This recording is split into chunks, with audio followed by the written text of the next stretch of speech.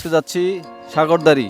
আজকে আমাদের গন্তব্য কবি মাইকেল মধুসূদন দত্তের বাড়ি সাগরদাড়ি কেশবপুর, আর এটি যশোর জেলায় অবস্থিত। আপনারাও যদি এখানে আসতে চান তাহলে কিভাবে আসবেন তার সম্পূর্ণ গাইডলাইন আমি আমার ডেসক্রিপশন বক্সে দিয়ে দিব। তো চলুন শুরু করা যাক।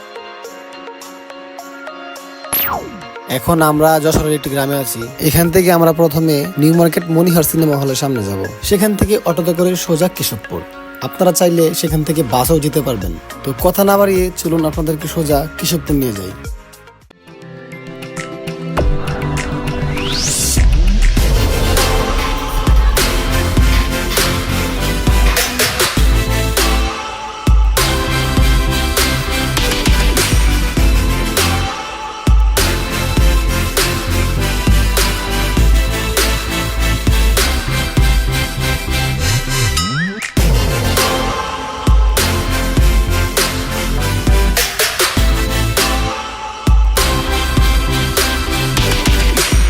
তো গাইস, এই মুহূর্তে আমরা চলে এসেছি আমাদের গন্তব্যে।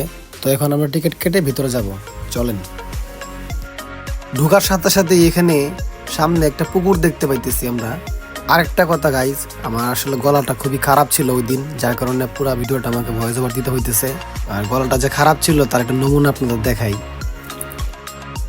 দাঁড়াও পথিক বর, দাঁড়াও পথিক বর, জন্ম যদি তবে বঙ্গে তিষ্ট ক্ষণকাল সাগরদাড়ি কপোতাক্ষ তীরে জন্মভূমি।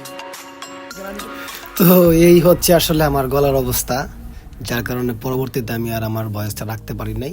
পুরো ভিডিওটা আমাকে ভয়েস ওভার দিতে হচ্ছে। এরপর হাঁটতে হাঁটতে একটু সামনের দিকে গেলাম।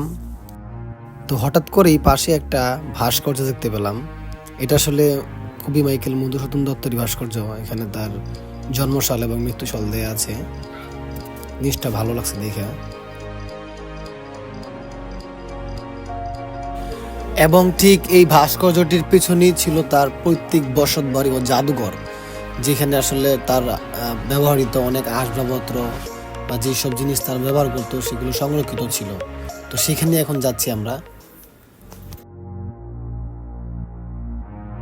ও ওয়াও, সুন্দর। এই বাড়িতেই জন্ম ও বেড়ে ওঠা মাইকেল মধুসূদন দত্তের। বাংলা সাহিত্যে যিনি প্রথম সনেট রচনা করেছিলেন। বাড়িটা এখন একটি সংরক্ষিত ঐতিহাসিক স্থান।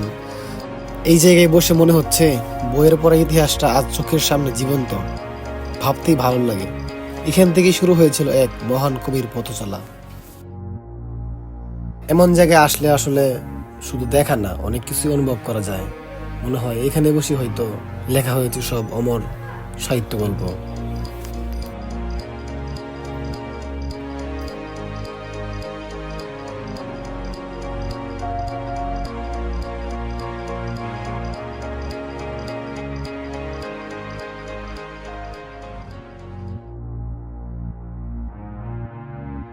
তো আমাদের আসলে ওনার প্রত্যেক বাড়ি পুরোটা দেখা শেষ। এখন আমরা কপোতাক্ষ নদ দেখতে যাব। তো হাঁটতে হাঁটতে এখানে তার একটা ভাস্কর্য দেখতে পেলাম, আর এটার ঠিক পাশেই ছিল কপোতাক্ষ নদ। এই সেই কপোতাক্ষ নদ, যে নদীকে মনে রেখেই কবি মাইকেল মধুসূদন দত্ত বিদেশে বসে লিখেছিলেন তার বিখ্যাত কবিতা কপোতাক্ষ নদ। দেশ থেকে অনেক দূরে থাকলেও এই নদীর স্মৃতি তার মন থেকে কখনোই মুছে যায়নি। এই নদী ছিল তার শিকড়, তার শৈশব আর তার আবেগ। মানে বইয়ে যেগুলো দেখতাম সেগুলা কাছে থেকে আইসা উপলব্ধি করার বিষয়টা আসলে দারুণ।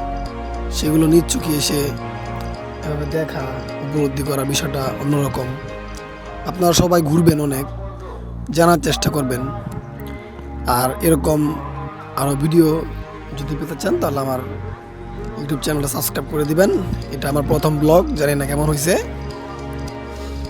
সবাইকে ধন্যবাদ।